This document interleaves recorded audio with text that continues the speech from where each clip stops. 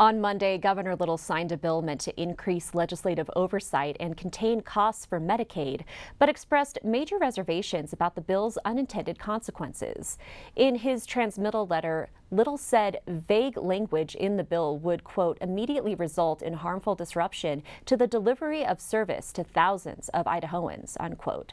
Those disruptions include approval to pay up to $40 million to skilled nursing facilities, $70 million in rate adjustment distributions for providers and care facilities, and pending approval of $4 million for personal care services management. This could affect nearly 2,000 facilities, providers, and organizations around the state.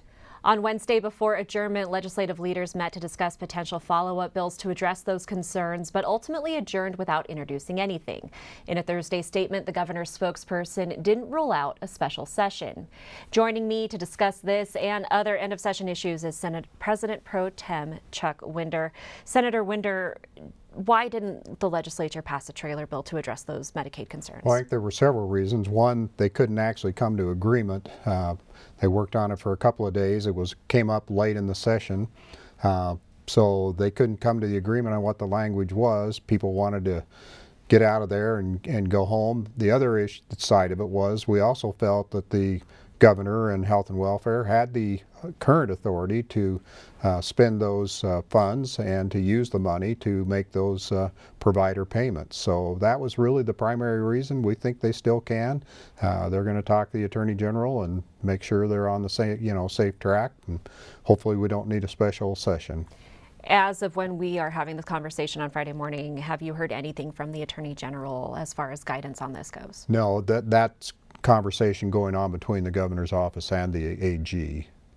And you just said hopefully we don't have a special session, but will you be surprised if the governor does call you back? On this particular issue, yes, but he did get wound up about this one at the end, and I think, it came very late in the session. The bill had been one of the first bills out of the House, so it had been around literally for weeks.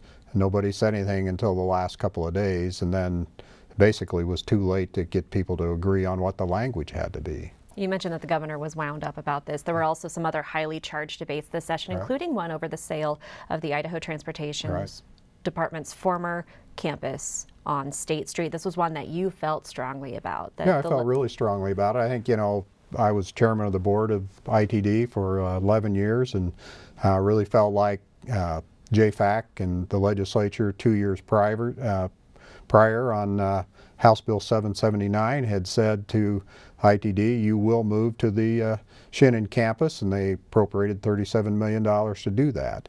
So the process had been ongoing for 2 years. They declared the property surplus, put it up for sale, got an appraised value of $38 million, got $52 million for the property as is, and just felt like the legislature was interfering in something they didn't need to interfere in. And so I pushed back on it as hard as I could push back, and we were able to kill the budget a couple of times because of the intent language that totally reversed the 2-year program that had been underway. And I just felt that was going too far for the legislature to do.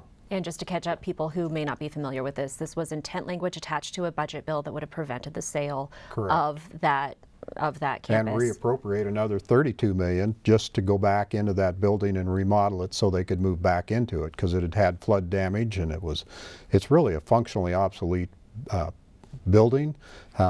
So they think they're going to get more value out of the property in the future, but if they put that much money into the building, it basically destroys the value for the property, because they're never going to move.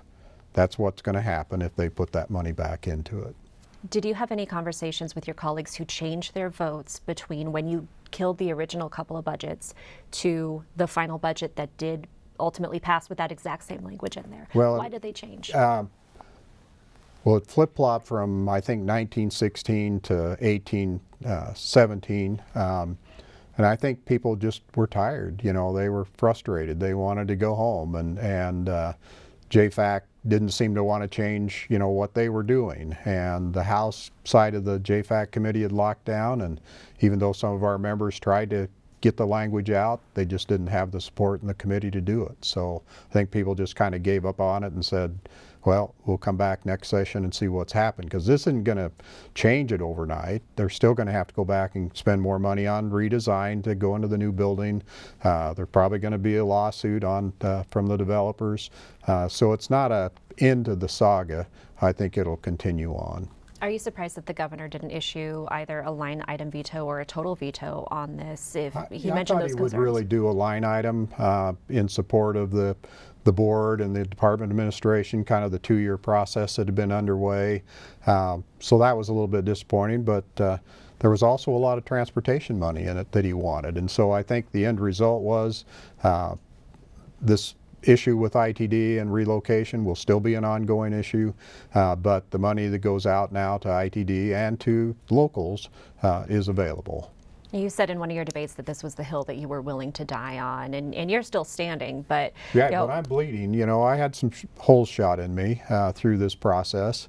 I just felt like it was really unfair of the legislature to intervene at, you know, after a 2-year stage. And they said, well, you know, it wasn't a good deal. Well, again, I point out the appraised value was $38 million. They got $52 million. we have about 30 seconds left, but are there parallels to this in the legislature wanting oversight over the University of Phoenix purchase? Well, I think so, to some extent. I think, you know, one of the good things that came out of that was we found out that the model that they wanted to use of basically a not-for-profit 501c3 was not the way to do it. So we went to the body politic, and similar to Idaho Housing Finance, and provided that mechanism, but then that too failed. All right, we're going to have to leave it there. Senator Chuck Winder, thank you so much for joining us.